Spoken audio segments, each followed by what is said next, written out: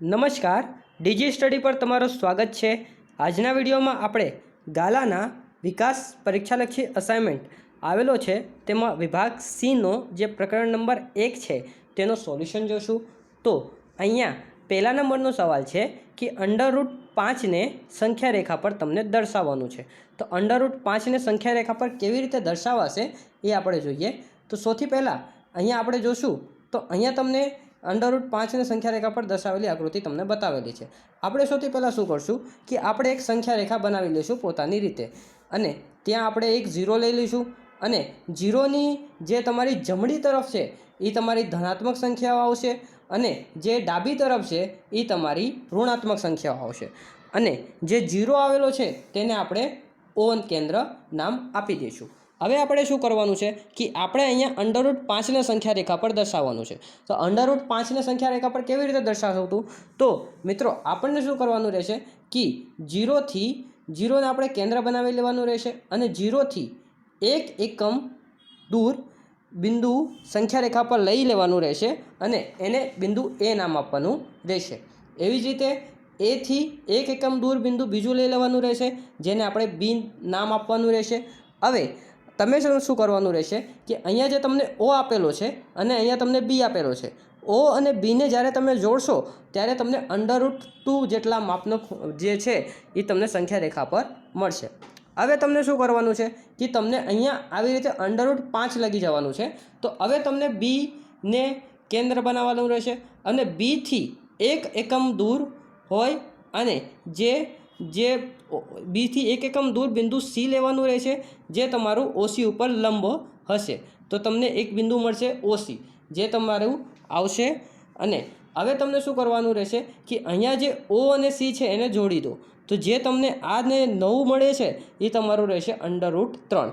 એવી જ રીતે Cથી એક બિંદુ ખેંચવાનું રહેશે 1 એકમ દૂર, જે બિંદુ D ઉપર જે લંબ હોય એવું એક બિંદુ તમને ખેંચવાનું રહેશે।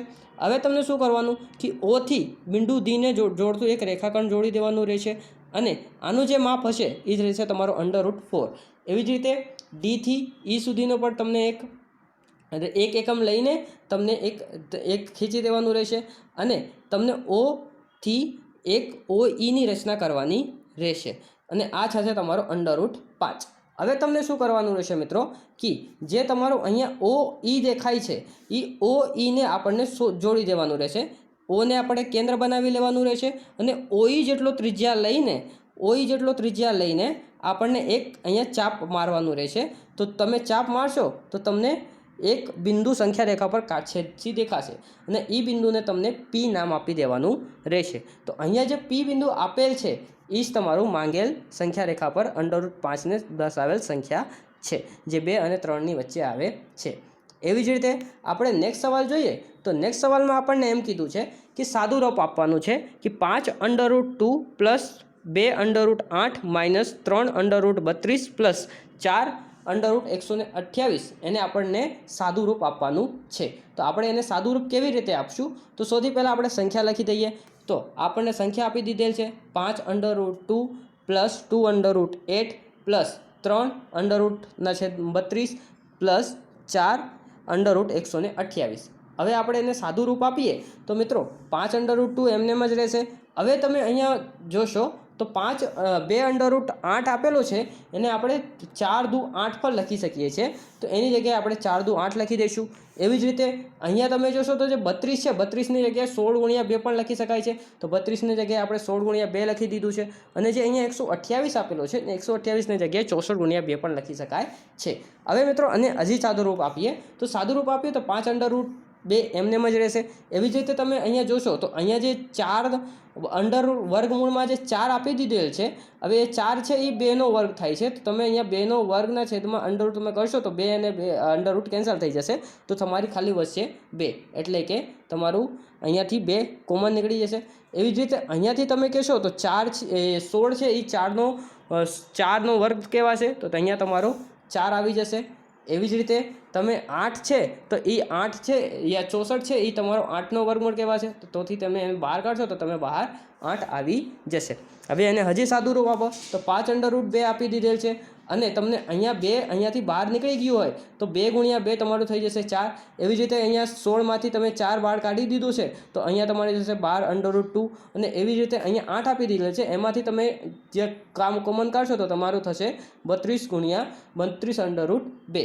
હવે તમે હજી સાદું રૂપ આપો તો તમે જોશો તો 5 √2 4 √2 અને 32 √2, તો આ બધાનો સરવાળો કરશો તો તમને મળશે 41 √2। એમાંથી તમે 12 √2 માઇનસ કરી દેવાનું રહેશે। 41 √2 માંથી 12 √2 માઇનસ કરશો તો તમને મળી જશે 29 √2। આ પછીનો નેક્સ્ટ સવાલ આપણને એમ આપેલો છે કે સમય સંખ્યાઓ 1/4 અને 4/5ની વચ્ચે આવેલી 3 ભિન્ન અસમય સંખ્યાઓ તમને લખવાની છે। તો આ અસમય સંખ્યાઓ કઈ કઈ છે એ આપણને અહીંયા લખવાનું રહેશે। તો સૌથી પહેલાં આપણે જોઈ લઈએ તો 1/4 જે આપેલો છે, હવે 1/4 બરાબર થાય છે તમારું 0.25 અને 4/5 બરાબર તમારું થાય છે 0.8। હવે આ બંનેની વચ્ચે જેટલી પણ સંખ્યાઓ આવેલી હશે એ એની વચ્ચે આવેલી સંખ્યાઓ હશે, એટલે કે 0.2 અને 0.8ની વચ્ચે જેટલી પણ સંખ્યાઓ હશે એ એમની વચ્ચે આવેલી અસમય સંખ્યાઓ હશે। હવે તમે અસમય સંખ્યાઓને તમે કેવી રીતે લખી શકો છો મિત્રો? તો 0.2થી આગળ તમારા જેટલા પણ આંકડા આવેલા હશે, એટલે કે 0.25ની આગળ તમારો આવેલો હશે 0.26, તો તમે 0.26 260 260 00 26 000 એવી રીતે તમે આ સંખ્યાઓ લખી શકો છો। એવી રીતે તમને આ પછીનો બીજી સંખ્યા કોઈક લખવું હોય તો 0.30 લખી શકો છો, 0.30 00 0.30 000, પછી આવી રીતે તમે અનેક સંખ્યાઓ લખી શકો છો। અહીંયા તમને લખેલી સંખ્યાઓ તમને આની વચ્ચે આવેલી સંખ્યાઓ જે છે એ તમને લખી દેવામાં આવેલ છે। પરંતુ જો તમને એમ કહેવામાં આવે કે આ વચ્ચે આવેલી જે તમે સમય સંખ્યાઓ જે છે એ લખવાનું તમને કહેવામાં આવે તો સમય સંખ્યાઓ તમને લખવાનું હોય તો તમને આવી રીતે લઈ લેવાનું રહેશે કે સૌથી પહેલાં આપણને એનો જે છેદ છે એને સમાન કરી દેવાનું રહેશે। જેમ કે 1/5 અહીંયા 4 છે ને અહીંયા 5 છે, તો 4 અને 5નો લસો તમે જોશો તો 20 આવશે। તો છેદ તમે સૌથી પહેલાં સમાન કરી દેજો। તો અહીંયા તમે નીચે 5 વડે ગુણાકાર કરશો, ઉપર 5 વડે ગુણાકાર કરશો તો મારો આવશે 5/20 અને એવી જ રીતે અહીંયા આવશે 16/20। હવે 5 અને 16ની વચ્ચે જેટલી પણ સંખ્યા આવેલી હશે આ તમારી વચ્ચે આવેલી સમય સંખ્યાઓ ગણવામાં આવે છે। એવી જ રીતે આપણે નેક્સ્ટ સવાલ જોઈએ તો નેક્સ્ટ સવાલ આપણને આપી દીધેલ છે કે નીચે આપેલ સંખ્યાઓને દશાંશ સ્વરૂપમાં લખો અને તે કયા પ્રકારની દશાંશ અભિવ્યક્તિ દર્શાવે છે તે પણ આપણને દર્શાવવાનું રહેશે। તો આપણે સૌથી પહેલા નંબરનો સવાલ જોઈએ તો પહેલા નંબરનો જે સવાલ છે એમાં તમને આપી દીધેલ છે કે 121 ને એના 121નો 400 વડે આપણે ભાગાકાર કરવાનો રહેશે। હવે તમે મિત્રો જોશો તો અહીંયા ભાગાકાર ડાયરેક્ટ થશે નહીં, તો આપણે શું કરશું કે અહીંયા આગળ 0 લઈ લઈશું અને અહીંયા પોઈન્ટ આપણે લગાવી દઈશું। તો હવે તમે અહીંયા 4નો જે છે 400નો 3 વડે ગુણાકાર કરશો તો 400 3 થાય છે 1200, તો તમારો 1200 તમારો અહીંયા જવાબ આવશે। 1200માંથી તમે હવે માઇનસ કરશો તો તમારો અહીંયા ખાલી વધશે 1210માંથી 1200 માઇનસ કરશો તો તમારો વધશે ખાલી 10।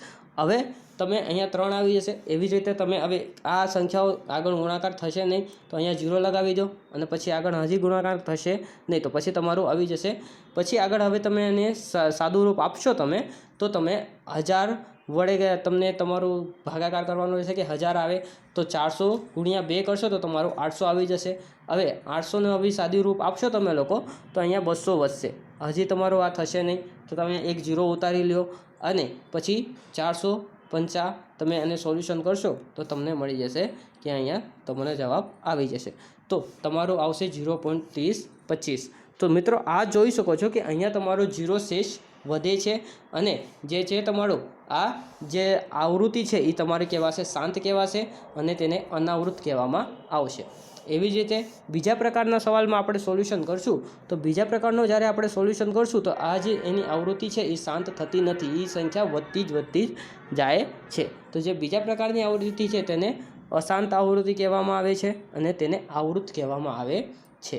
એવી જ રીતે આપણને 5મા નંબરનો સવાલ આપી દીધું છે કે ક્રમિક વિપુલ દર્શિતા પદ્ધતિની મદદથી સંખ્યા રેખા પર 2.644 દર્શાવવાનું રહેશે। તો ક્રમિક વિપુલ દર્શિતાની પદ્ધતિ કઈ છે તો એ પહેલાં સમજી લઈએ। તો મિત્રો અહીંયા સૌથી પહેલાં તમને સંખ્યા રેખા પર 2.644 દર્શાવવાનું છે। તો સૌથી પહેલાં આપણે 1થી લઈને જે તમારી નોર્મલ સંખ્યા આપેલી હોય છે એ તમને લખી દેવાનું રહેશે। હવે તમે જોશો તો 2.6 પહેલાં આપણે જોઈએ તો 2.6 છે એ તમારું આવેલું હશે 2 અને 3ની વચ્ચે, તો આપણે લખી શકીએ છીએ કે 2.1 2.2 2.3 2.4 2.5 2.6 અને 2.7, 2.8, 2.9, 2.10 અને 2.11. તો અમે તમે કહી શકો છો કે જે 2.6 તમને આપી દીધેલું હતું કે 2 તમને શોધવાનું છે 2.644 આને આપણને શોધવાનું છે. તો અહીંયા 2.6 લગી આપણે શોધી લીધું છે. હવે તમે કહેશો કે હવે આપણે જોઈશું તો 2.64 પછી અહીંયા 4 આવેલો છે એટલે કે 264, 2.64 આપણને જોવાનું રહેશે. તો 2.64 સંખ્યા આવેલી છે એ તમે જોશો તો 2.6 અને 2.7ની વચ્ચે 2.64 સંખ્યા આવેલી હશે. તો પછી આને આગળનો આપણે સંખ્યા લખવાનું રહેશે એટલે કે 2.61, 2.62, 2.63, 2.64, 2.65, 2.66 એમ લખીને 2.70 લગી લખવાનું રહેશે. હવે 2. જે હજી જ આગળ તમે એને સોલ્યુશન કરશો તો 2.644 તમને લેવાનું રહેશે. તો 2.644 જે છે એ કોની વચ્ચે આવેલું હશે તો એ તમને શોધવાનું રહેશે. તો તમને એ સંખ્યા શોધવાનું રહેશે. તો સૌથી પહેલાં તમે શું કરશો કે એ તમારું આવશે 2.40 અને 2.50 જે છે 65 છે એને વચ્ચે આવશે તમારું. તો 2.641, 2.642, 2.643, 2.644, 2.645 અને 2.646 લેશો તો તમને અહીંયા 2.644 સંખ્યા મળી જશે. એવી જ રીતે આપણે નેક્સ્ટ સવાલ જોઈએ તો નેક્સ્ટ સવાલમાં આપણને 6થા નંબરનો સવાલ આપી દીધેલ છે કે 5√6ને સંખ્યા રેખા પર તમને દર્શાવવાનું રહેશે.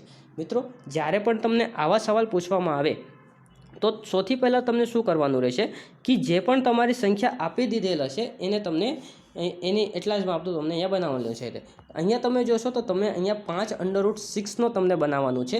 તો સૌથી પહેલાં તમને શું કરવાનું રહેશે કે તમે એને કેન્દ્ર લઈ લેજો અને એને કેન્દ્ર રહીને 5.6 જે તમારું જેટલા અંડરરૂટમાં આપેલું હશે એટલા સેન્ટીમીટરનો રેખાખંડ ખેંચવાનું રહેશે. તો અહીંયા 5.6 લખેલું છે તો 5.6 સેન્ટીમીટરનું અહીંયા તમે એક રેખાખંડ ખેંચી લેજો.